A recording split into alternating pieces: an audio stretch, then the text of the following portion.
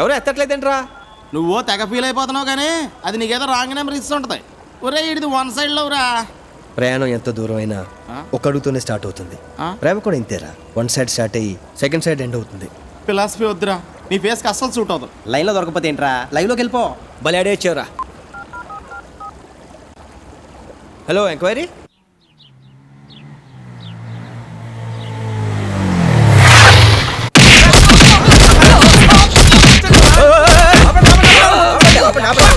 ఒక్కరిని పట్టుకొని ఇంతమంది కొడుతున్నారంటే బాబు. అడగటానికి నువ్వెవడు? సంజయ్ మనిషిని. ఏమయ్యా, ఇంతమంది మనం కొట్టే బదులు ఎవరైనా ఫోన్ ఎత్తొచ్చుగా? సెటిల్మెంట్ లో ఉన్నప్పుడు ఫోన్ తీయమన్నా. 7 సేవలే వేశారు. లేకండి ఏ తప్పు చేశారు? అప్పు చేసా. అప్పు చేసి తిరిగి ఇచ్చేయాలి, లేదంటే అప్పు ఇచ్చిన వాడు తిరిగినా మనకి కనిపించినా తిరగాలి. రెండోది ఫాలో అయిపో. జంపు జంపు పో పో పారిపో, జంపు పారిపో. ఓయ్ సంజయ్ అక్కడ పైన. ఓకే.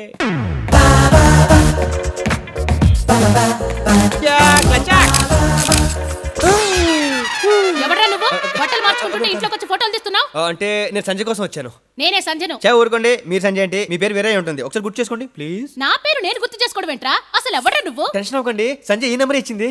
అసలు ఈ ఇల్లు ఎవరిదో తెలుసా? ఎవరిదేంటి? లంకారాజుది. లంకారాజా? పొరపాటేంటి అక్క, అది రాంగ్ నెంబర్ ఇచ్చింది, నేను వచ్చేసాను. క్షమించడానికి నువ్వు చేసింది చిన్న తప్పు కాదురా. ఒరేయ్ నేను చెప్పింది నక్కియా, రన్నింగ్ రేస్ లో నాకు పెద్ద కప్పిచ్చారు అక్కియా. అది ఈ రోజు ఈ రకంగా ఉపయోగపడుతుంది ఎప్పుడు అనుకోలేదు అక్కియా. పట్టుకోండి రావండి, పట్టుకోండి. ఏయ్ శివ, శంకర్ ఎక్కడ చచ్చారా? వాడు ఎవడో పైకి వస్తుంటే ఏం చేస్తున్నారా మీరు? అసలు ఎవడో వాడి పైకి పంపించింది? అదేంటక్క, వాడు ఎవడో నీకు తెలీదా?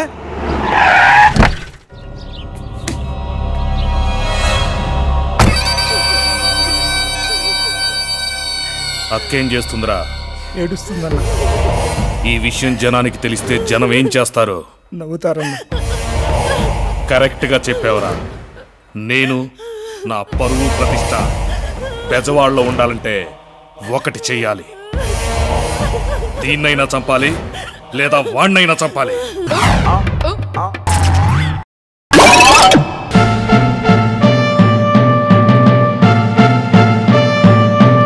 కాళ్ళు కాలుతున్నాయా? అలా తిరుగుతున్నారు. ముహూర్తాలు ఎప్పుడు పెట్టిద్దామా అని. ముహూర్తాల? అప్పుడే నా బంగారు తల్లి పెళ్లికి తొందర వచ్చింది. ముందా పల్లెత్తుకోరా. తొందర బంగారు తల్లికి కాదు, ఈ కంగారు తల్లికి. మా అమ్మకి పెళ్ళా? నీకు ఇదేం పోయే కాలమే. పై ఫ్లోర్ లో నాన్న ఎంత ఫీల్ అవుతాడు? పెళ్లి నాకు కాదు, నీకు. నాకా? నీకు ప్రభావతికి. కొట్టానంటే పళ్ళు రాలి. పట్టకుండానే పళ్ళు రాలే. మీకేమన్నా మతి పోయిందా? ఆ అమ్మాయి నీకు మేడ్ ఫర్ ఈచ్ అదర్ రా. పైన ఉన్న థర్డ్ ఎంపైరే కావాలని నీకు ప్రభావతిని క్లోజ్ చేశాడు. బుద్ధి లేకుండా మాట్లాడకండి. ఇంట్లో పెళ్లిడికి వచ్చిన కూతుర్ని పెట్టుకుని. బుద్ధి లేకుండా మాట్లాడకండి. ఇంట్లో ఎక్కడ ఉంటుంది? హాస్టల్లో ఉంటుంది. నువ్వు మొయ్. ఇప్పుడు నేను పెళ్లి చేసుకుంటే రేపు తనకు రాబోయే భర్త నన్ను చూసి ఏమనుకుంటాడు? కాండ్రించి ఇదిగా నా మొహాన్ని ఉమ్మేస్తాడు. మీ నాన్నకి పెళ్ళా? ఫస్ట్ పూర్తి అంటారు అదా? Second marriage. మీ అమ్మ ఊరుకుంటుందా? Parashuram, be serious. Sorry. Daddy అంటే నాకు ప్రాణం. తాతయ్య చావు బతుకులో ఉంటూ డాడీకి 18వ ఏటే పెళ్లి చేశారు. డాడీ 20వ ఏట మా అమ్మ చనిపోయింది. అప్పుడు పెళ్లి చేసుకుంటే ఆ వచ్చేవాడు నేను సరిగ్గా చూసుకోదు. అందుకే మీ నాన్నగారు బ్యాచులర్గా ఉండిపోయారు. కరెక్ట్. కోట్లున్నా కూడా ఆయనకి సుఖం లేదు. మీ నాన్న కోటీశ్వరుడా? అవును. ఎన్ని కోట్లుంటాయి? మా కోకోకోలా ఫ్యాక్టరీయే ఓ 50-60 కోట్లు ఉంటుంది. మిగతావి ఎంత లేదన్నా ఓ 20 కోట్లుంటాయి. ఓరి నాయనో, నాకేంటి అదృష్టం సెల్లా పట్టుకుంది. మరి నువ్వెందుకు హాస్టల్లో ఉంటున్నావు? ఆయన లోన్లీగా ఉంటే మళ్ళీ పెళ్లి చేసుకుంటారేమో అని ఆశ. డోంట్ వరీ, మీ నాన్నకు బ్రహ్మాండమైన ఫిగర్ నేను సెట్ చేస్తా. అక్కర్లేదు, ఆయన్ని ప్రభావతి అనే ఆవిడ ఇష్టపడింది. నాన్నగారికి కూడా ఇష్టమే. మరే రోగం, చేసుకోవచ్చుగా. ఈ వయసులో ఆయన పెళ్లి చేసుకుంటే కాబోయే అల్లుడు అసహించుకుంటాడేమో అని ఆయన భయం. నేనెందుకు అసహించుకుంటాను? నాకు తెలుసు నువ్వు ఫీల్ అవ్వవని. అందుకే మా నాన్నకి నీకు మీటింగ్ ఏర్పాటు చేస్తాను. ఎలాగైనా నువ్వే ఆయన్ని పెళ్లి కొప్పించాలి. ఒప్పుకోకపోతే పళ్ళు రాలగొట్టిన ఈ పెళ్లి చేస్తాను. వాట్? అదే, ఒప్పుకోకపోతే పళ్ళు రాలగొట్టించుకునైనా ఆయన కాలు పెట్టుకుని పెళ్లి చేస్తాను. నా పెళ్లికి పంజాగుట్ట ఎస్ఐ ఒప్పుకున్నాడా? అవును డాడీ. వీడి పెళ్లికి వాడు ఒప్పుకోవడం అంటే? వాడు అంటే నా కాబోయేవాడు. ఏమిటమ్మా నువ్వనేది? అవును డాడీ, నేను తన్ని ప్రేమిస్తున్నాను. తను చాలా మంచివాడు, వెల్ ఎడ్యుకేటెడ్, 7-8 భాషలు మాట్లాడతాడు. 100% నీకు నచ్చుతాడు. సాయంత్రం మన గెస్ట్ హౌస్కి రమ్మన్నాను. నువ్వు వస్తే వస్తానమ్మా, తప్పకుండా వస్తాను. కానీ నా పెళ్లి విషయం మాట్లాడడానికి కాదు, నిన్ను చేసుకునే అర్హత వాడికి ఉందో లేదో తెలుసుకోవడానికి. నీకు నచ్చకపోతే నేను అతన్ని పెళ్లి చేసుకోను డాడీ. కానీ మీకు అతను నచ్చితే మీరు ప్రభావతి గారిని పెళ్లి చేసుకోవాలి.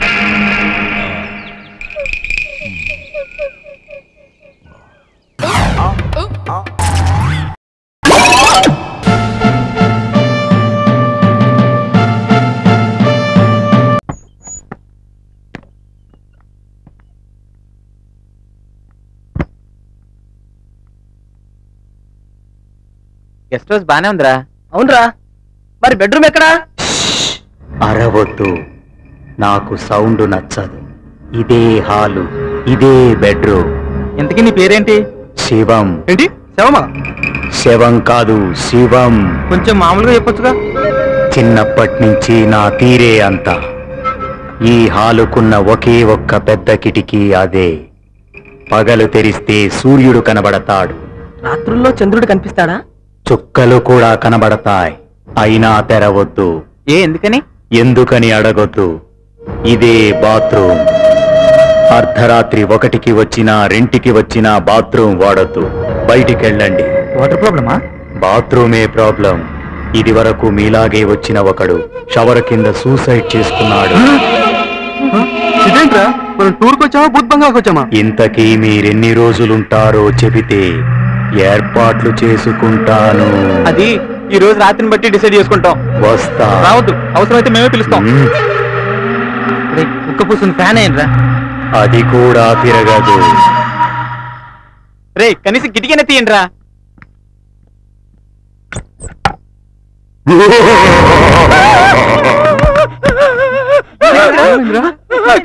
అక్కడేమో ఉందిరా. చవరుకో, అక్కడే ఉంటుందిరా. ఇందాక వాచ్మెన్ గారి మాటలకి దడుచుకొని ఉంటావు.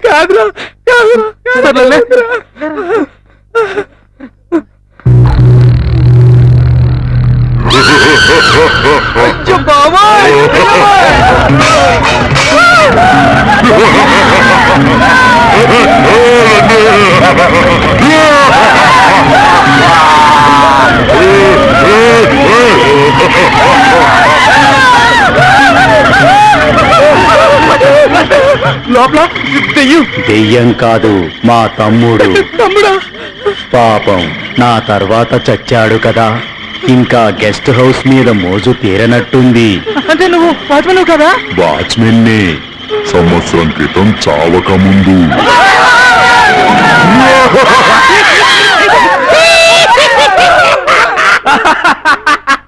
నువ్వా? కాదు, దయ్యాన్ని. భయపడి తెచ్చాను కదరా, ఇలా నడిపించావేంట్రా? జస్ట్ థ్రిల్ కోసం బాబాయ్. ఇల్లు కోసమా? మరి లేకపోతే అంత దూరం నుంచి నడిపిస్తారా? ఇప్పుడు దోల తీరిందా? మరి వాచ్మెన్ మన సెటప్పే. నాకు సౌండ్ నచ్చదు.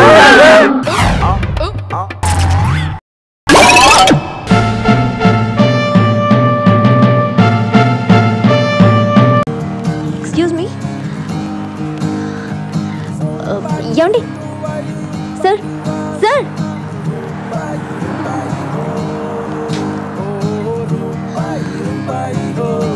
Excuse me, you Indian, I Indian. One scotch, please. No cash, only scotch. డబ్బు నా దగ్గర చాలా ఉంది మేడం. డబ్బుంటే కొనుక్కోవచ్చు కదా. మందే ఓ జబ్బు. జబ్బుని ఎవరైనా డబ్బుతో కొనుక్కుంటారా? మళ్ళీ ఫిలాసఫీ ఒకటి. నేను ఇవ్వను, వెళ్ళ. మీరు ఇస్తారు. నాతో మీకు చాలా అవసరం ఉంది మేడం. చిచి, నీతో నాకేంటి అవసరం? అలా తీసి పారేయకండి మేడం. తాగి పడేసిన ఖాళీ బాటిల్ కూడా దేనికో దానికి ఉపయోగపడుతుంది. ఇప్పుడు మీరు ఓ వ్యక్తి వెనకాల పడుతున్నారు. అతను మీకు ఎలా పడతాడో మీకు తెలీదు, నాకు తెలుసు. ప్లీజ్ ప్లీజ్, ఏం చేస్తే పడతాడో చెప్పవా? బేడా తీస్తే గానీ ఈ తాగుబోతుడి బ్రెయిన్ ఓపెన్ అవ్వదు. ఎక్కువ ఆలోచించొద్దు, పద.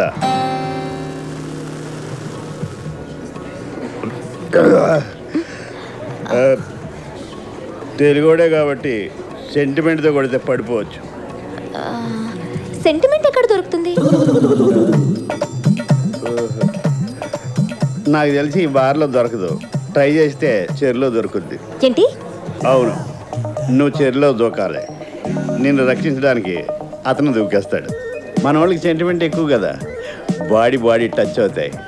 పైన నోరు లేని మేఘాలు టచ్ అయితేనే పిడుగులు పుడుతున్నాయి, కింద నోరున్న మనుషులు టచ్ అయితే ఏదో ప్రోడక్ట్ పుట్టాలి కదా. అంటే అతను టెంప్ట్ అయితే పిల్లలు పుడతారు, సెంటిమెంట్ ఫీల్ అయితే ప్రేమ పుడుతుంది. తీరనెందుకేక అతను కాపాడకపోతే? జనాభా లెక్కల్లోంచి నీ పేరు తీసేయచ్చు, నా సిద్ధాంతాల్లోంచి సలహా తీసేస్తాను. అన్నింటికీ గ్యారంటీ కార్డులు ఉండవు మేడం, మనం కొంచెం రిస్క్ చేయాలి.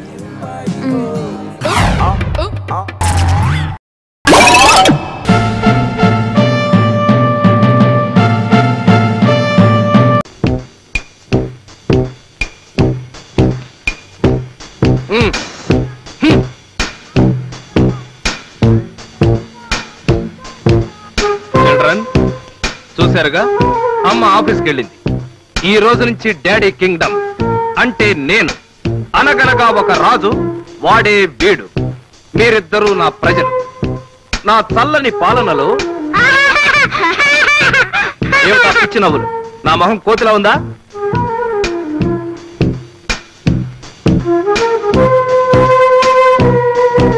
నో నో నో, నోట్లో వేలు తీసి. That's good. ఓహో, తిరుగుబాట. ఇలాంటప్పుడు ఏం చెయ్యాలి? ఇప్పుడు పిల్లల సంరక్షణ గురించి తల్లులకి కుమారి నాగమణి గారు ప్రసంగిస్తారు. పిల్లలు కాదర్రా, పిల్లులు. ఐ మీన్ పిల్లలు. 6 నిమ్మకాయలు తెచ్చి బాగా స్నానం చేయించి ఇప్పుడు మనం రేడియోలో బామ్మగారు చెప్పినట్టు చేద్దాం. అంతే కదా. కొబ్బరి నూనె తెచ్చుకుని మెల్లగా నీకు జుట్టు లేదు కదమ్మా.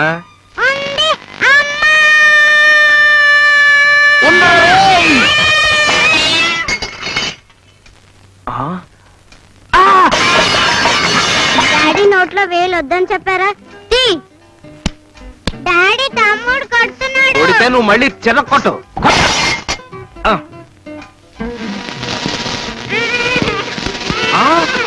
రేయ్ గాడిదా, మగాడిదా, తప్పురా. రాస్కెల్, నిన్ను.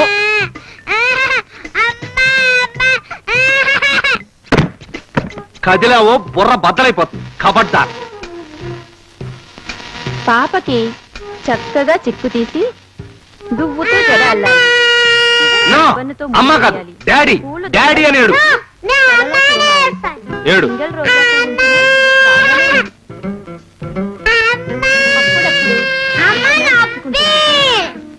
పిల్లలు ఏడవడం సహజం. బాలానాం రోదనం బలం. అంటే పిల్లలకు ఏడుపే బలం. కానీ మనం పట్టించుకోకూడదు.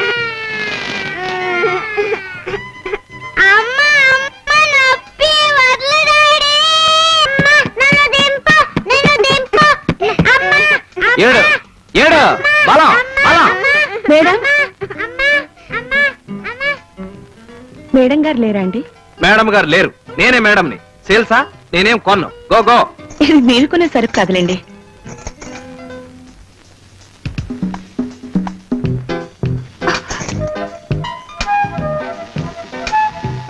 ఇప్పుడు చాకు తీసుకుని సగానికి నిలువున నరికి బాగా కలిపిన ఉప్పు కారం పరపరా రాసి. డాడీ చంపేస్తావా? ఉండు, నువ్వు కంగారు పడకు, నన్ను పెట్టకు. Don't panic, don't panic, don't panic. ఓయ్, ఈ పూట వంట ఏం చేసావోయ్? తగలేశాను. ఫోన్లేదు, నాకు కప్పుడు పందికో కప్పిప్పిస్తావా? ఇప్పిప్పించను, నా కొళ్ళు మండిపోతుంది. కర్మ, ఇదే మా అమ్మడైతే కప్పుతో కప్పుడిచ్చి గుప్పెట్లో గుప్పిడిచ్చేది. అబ్బా, ఇవ్వనని ఇంకోసారి చెప్పొచ్చు కదయ్యా.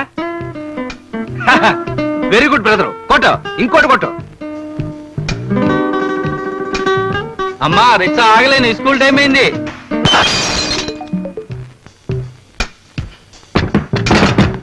చాలు చాలు చాలు, ఇంకా చాలు.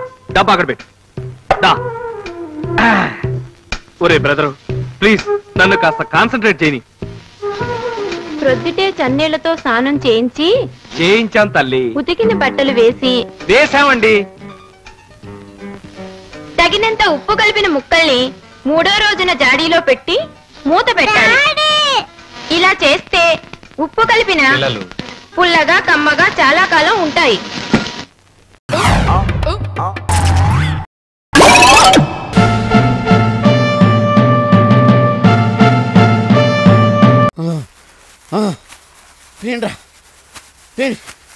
ఊరు మీ అమ్మ కడుపులు మాడా దండలేసి చంపేస్తారా? కూర్చోండి కూర్చోండి. సారీ సార్ మీరు దండంలో ఇరుక్కుపోయిన సంగతి మర్చిపోయాం. కానీ ఇప్పుడు మంత్రి వెంకోబరావు గారికి గన్నీ బుక్ తరపున బుష్లా ఆడిన్ గారు మెడల్ ప్రజెంట్ చేస్తారు. అగాదు ఉండటానికి అడుగుతున్నాడు కానీ బొరలేదు వీడికి. మెడలో పడివేస్తున్నాడేంట్రా బాబు. పోన్లే పళ్ళమని మనకు తెలుసు కానీ ఇది తెల్లదు కదా. ఏరా ఈ మెడల్తో పాటు వారికి గన్నీ బుక్ కూడా ప్రజెంట్ చేస్తారు.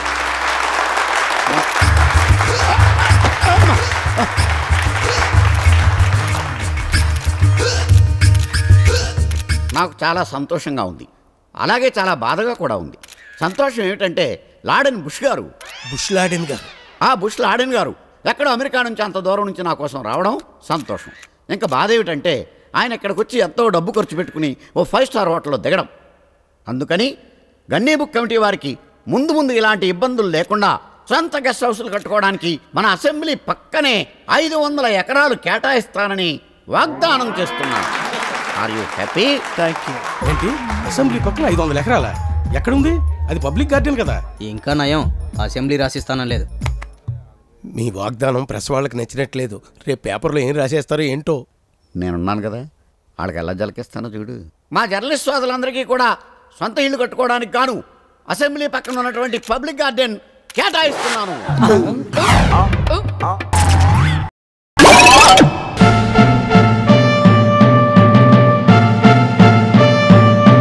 అమ్మయ్యా ఇన్నాళ్ళకి మారాడరా. అందరికి పార్టీ ఇచ్చేస్తా. సైలెన్స్. పేషెంట్ ఉన్నారు కదా. అవును మీరంతా ఎవరు? బ్లడ్ డొనేట్ చేద్దామని. Very good. ఎన్ని యూనిట్లు ఇస్తారు? Just 2 buckets. వాట్? వీడి దగ్గర ఇంకా ఎక్కువ ఉంటది. Shut up. పేషెంట్ నర్సు నాకు కూడా పక్కన బెడ్ రెడీ చేయి బాబోయ్.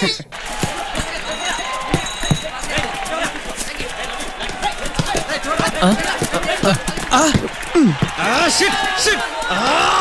ఓకేరా పోరా రే. ఒరే బండోడా నిన్ను. రే అందరూ కరెక్ట్ గానే ఉన్నారు కదా? ఎట్టి పరిస్థితుల్లోనూ మనం మ్యాచ్ ఓడిపోయిన విషయం వాడికి తెలియకూడదు. నువ్వు లోపలికి వచ్చి నేను ఎలా మాట్లాడుతున్నావు?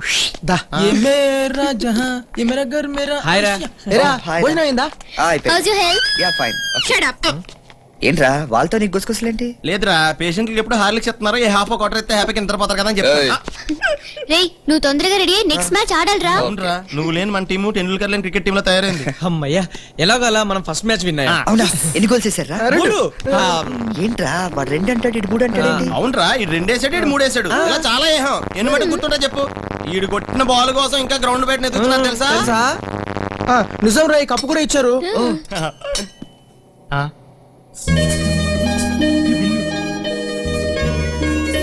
ఎరా ఇంకో 100 రూపాయలు ఖర్చు పెట్టుంటే ఇంకా పెద్ద కప్పు వచ్చేది కదా. డబ్బు సరిపోలేదురా. కనీసం ఉడిపి హోటల్లో వేసి అల్లం చట్నీ అంత మెదడనా లేదురా. బిల్లు లోన్ ఆడతావా? ఒరే అసలు ఐడియా ఇచ్చింది ఇదే.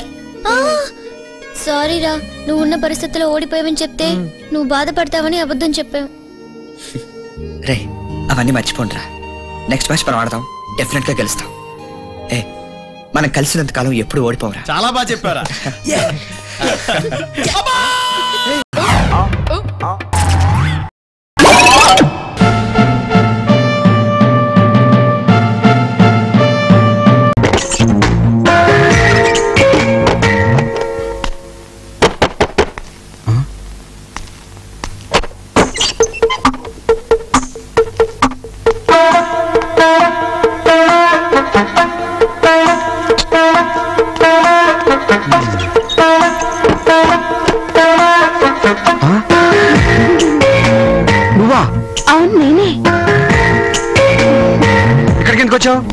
ఎక్కడికి వెళ్ళాలో తెలియలేదు.